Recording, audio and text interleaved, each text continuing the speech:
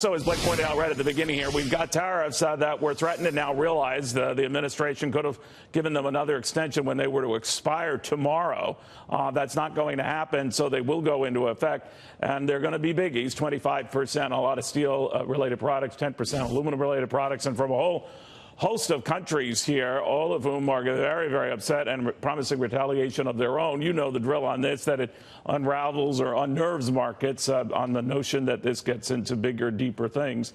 Let's go to Dow Jones Wives Chief Editor Glenn Hall. We've got former Deputy Assistant to Secretary of Defense Amber Smith, and last but not least, Mike Murphy. Mike, markets get rattled on stuff like this, even though increasingly I notice they get used to stuff like this. I think the markets are getting used to it, but, we've had a very volatile last few months. After you had years of very limited volatility, we've had more volatility now, and I think that's something that traders are getting used to, but they're looking for the next shoe to drop. You look at the market, we've talked about it before, great earnings, great economic numbers here in the U.S., recovering economy, yet the market is down for the year. So I think people are a little concerned. It's going to have an up month unless something cascades mightily. I think we're going to have a good month, and I think the setup for the rest of the year is still positive, but I think that shows that people are a little bit concerned that one day one of these initial reactions turns into something a little bit more to the downside. There might be a method of what the president is doing, Amber, him better than I, but it does seem to be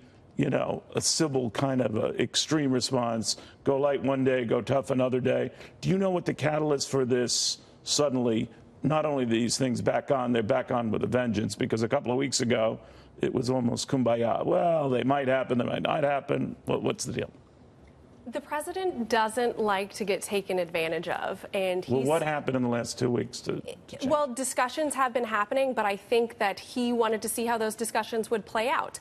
And so he even recently tweeted that President Obama did absolutely nothing with trade over the last 8 years except allow other countries to rip us off.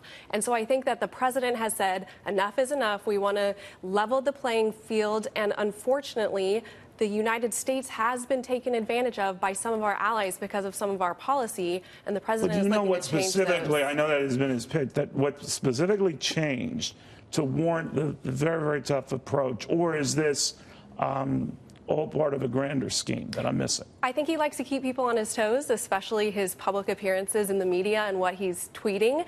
So that's part of his negotiation tactics. He likes to keep people guessing. I think if you see where they got the deals that they wanted from South Korea, Australia, Argentina, Brazil, and they see NAFTA going slower than they thought it would, I think he wants to put the pressure on. If they're not coming to the table fast enough, this is one way to heat up the discussion. But in heating up the discussion, you also risk slamming down the discussion. It brings out the hardliners in each of these countries, including, by the way, China, where they're saying we're sick of this game.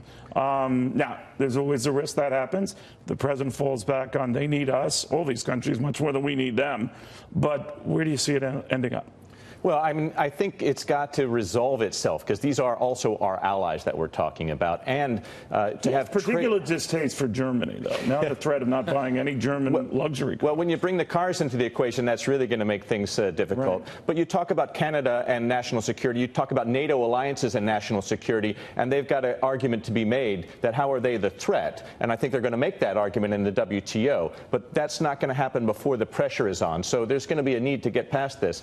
I worry a little bit that we're talking about trade wars on multiple fronts across Asia and now across Europe and north and south of our borders. So that's a lot to be doing at once. The markets have, I wouldn't say resigned to this sort of in-your-face trade approach, to Amber's point, Mike, but they're a little confused by it. The president is right to bring up the way China does rig its currency, its markets. All of that has come clear as a bell in these discussions. But is this the response for it? Because now this is a worldwide phenomenon. So far, if you judge the president on what he's done, no one expected that he would be able to get North Korea to the table. It looks like he's gotten us there. The whole thing, we talked for months about this trade war he was starting with China and how it was really going to impact us negatively, and that's completely blown over. So I think now this administration has come to a point where they're going to treat our allies and trading partners around the globe differently than the previous administration. They're going to take a hard line. It's going to be an America first line, and they're willing to deal with the consequences there. So I don't love the idea of fighting with everybody around the globe at once. But I think if you judge based on the results so far, I think the president's winning. And that's where you're coming from, right? That say what you will of this rough and tumble approach, if it yields results and others make concessions. The thing that I'm confused about is when it came to the Chinese, for example, they were making concessions. They were committing to buying more agricultural goods. It wasn't revolutionary, but it was certainly evolutionary, and for the Chinese, unprecedented. So he could have just taken that as a sign of progress and asked for more, demanded more, but something broke it off and said not enough, which is all the more interesting given the fact that, you know, we need them to play a crucial role in whatever happens with these North Korean talks. But I know he's worked on different channels and levels, but what do you think of the risks here? Well, and the president has said that he saw a change in Kim Jong-un's attitude after he went to China to meet with the president there. And so, but I think we will see more on that front. This president does things a little differently than we've seen in prior administrations. So you think there's a method to this madness, not just madness, not just crazy stuff? I do. I think there's absolutely a message to the madness, and we're seeing results because of it. Okay. Let's not forget that the midterms are on, and the president has begun campaigning, and he wants to get more Republicans in, and he thinks his message is the one that needs to be remembered as people go to the polls. So I think that factors into some. But is a trade war a good message for a midterm? Being strong for America is a message that played to his base, and he's trying to bring that base out for those who are up for election right now. So I think he thinks that message works, and he's going to double down on it for this midterm. Okay. Well, it's too soon to know who's right here. I'm going to say you're all right. I'm having a difficult time figuring it out. But again, I'm not as bright as these guys.